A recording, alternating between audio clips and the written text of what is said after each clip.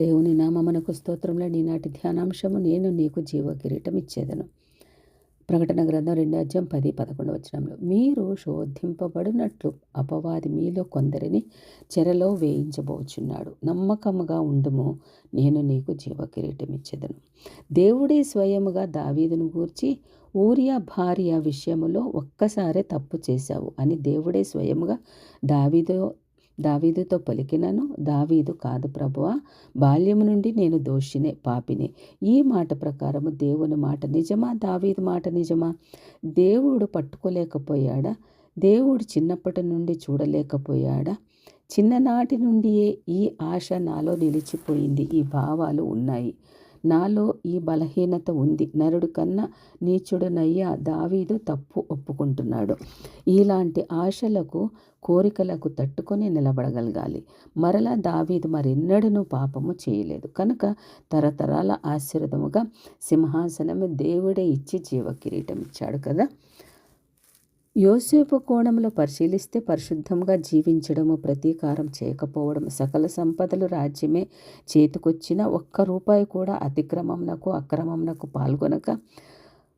పాల్గొనకపోవటయే నమ్మకత్వము. నిన్ను తప్ప నాకు ఈ ఇంట అన్ని అప్పగించారే, అమ్మో, ఇలాంటి నమ్మకము ద్రోహానికి పాల్గొవడము నా వల్ల కాదని పారిపోవడమే నిజాయితీకి తార్కాణం కదా. పరిశుద్ధతలో, ఆర్థిక విషయంలో ఎంత నమ్మకమైన వ్యక్తి యోసేపు.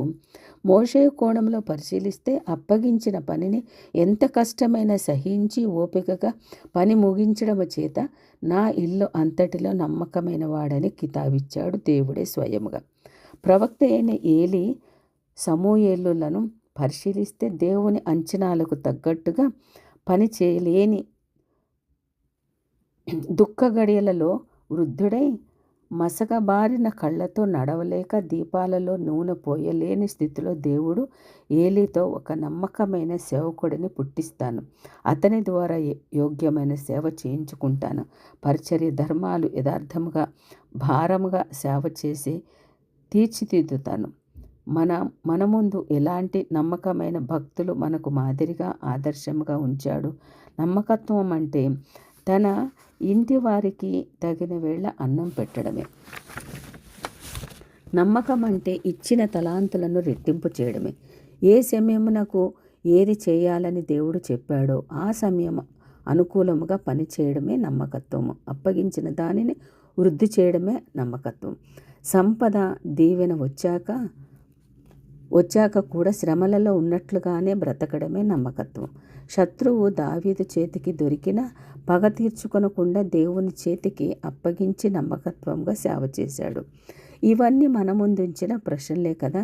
ఈ లోకంలో గొప్ప కార్యములు చేసిన వారికి పరమవీర, పరమచక్ర, పరమరత్న, కవి కోకిల, కవితార్లు, ఈలాగు ఎన్నో బిరుదులు ఉంటాయి.